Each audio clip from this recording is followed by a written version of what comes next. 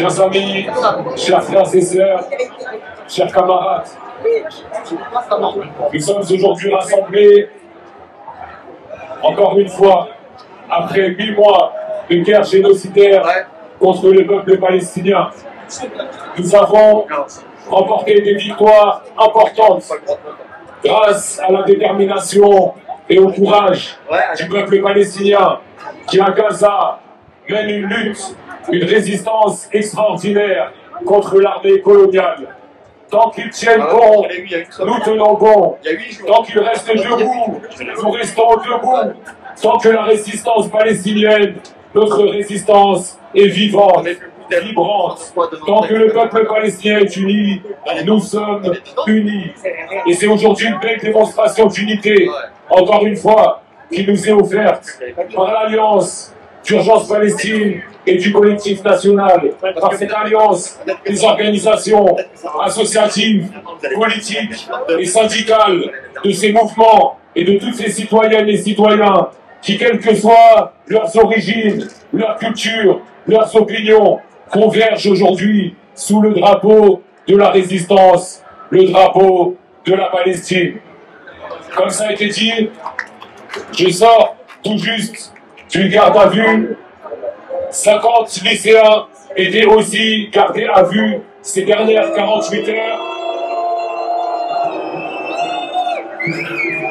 Les verbalisations, les amendes, les manifestations interdites, la diffamation, les poursuites pour apologie, les différentes intimidations sont une forme de la complicité du gouvernement français avec le génocide en cours contre le peuple palestinien. Cette répression, elle se poursuit et elle continue. Mais on continue, nous aussi, de faire face avec détermination, courage et unité à ce gouvernement qui a une légitimité plus fragile que jamais, à ce gouvernement qui représente les intérêts d'une bourgeoisie qui a choisi le camp du colonialisme, le camp de la destruction des peuples. Et face à ça, nous, en Palestine, à Gaza, mais ici aussi à Paris et à travers le monde, avec les étudiants de Columbia et de la Sorbonne, avec les travailleuses et les travailleurs, nous avons choisi le camp de la résistance.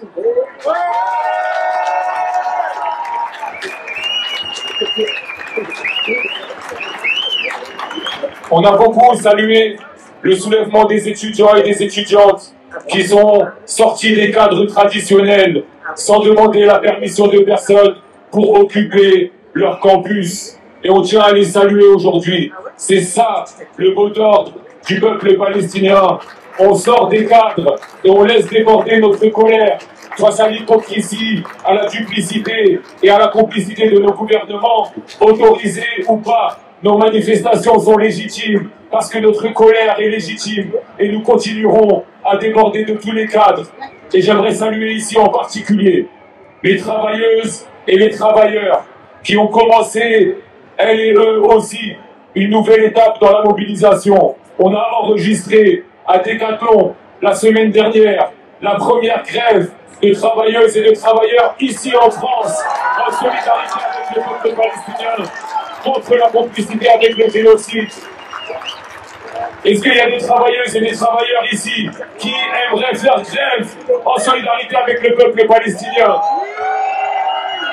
Et donc aujourd'hui, avec ces syndicats qui sont mobilisés avec nous depuis le début, nous le disons, la prochaine étape de la mobilisation, au-delà des manifestations, c'est une grande grève, une grande journée de mobilisation nationale pour que nous puissions ensemble marquer notre solidarité indéfectible avec la résistance du peuple palestinien. J'aimerais terminer par dire qu'aujourd'hui, cette mobilisation, elle est pour la Palestine, certes, mais elle est dans un cadre particulier où la Palestine est devenue le fer de lance des luttes anticoloniales, antiracistes et anti-impérialistes. La guerre menée par le régime génocidaire sioniste, elle est menée avec les armes de la France, de l'Allemagne, de la Grande-Bretagne et en premier lieu celle des États-Unis d'Amérique. Aujourd'hui, à Paris, le président Biden, que nos amis solidaire du peuple palestinien aux États-Unis, ils l'appellent Genocide Joe, parce qu'il a du sang sur les mains, parce qu'il a armé et continué d'armer, alors qu'Israël dépassait toutes les lignes rouges. Il a continué d'armer de ces bombes. C'est ces bombes américaines qui sont tombées sur nos enfants et nos familles à Rafah. C'est ces bombes américaines qui ont été utilisées contre une école des Nations Unies la semaine dernière. C'est ces mêmes bombes américaines qui ont été utilisées pour cet énième massacre aujourd'hui à Nuseirat. Donc de Paris, nous le disons, à bas l'impérialisme, à bas l'alliance criminelle entre la France et les États-Unis. Vive la décolonisation de la Palestine, de la terre de Jourdain, pour la liberté, pour l'indépendance et pour la souveraineté de tous les peuples libres du monde. Solidarité avec le peuple kanak qui continue son soulèvement jusqu'à la victoire, jusqu'à la libération. Nous continuerons le combat. Merci.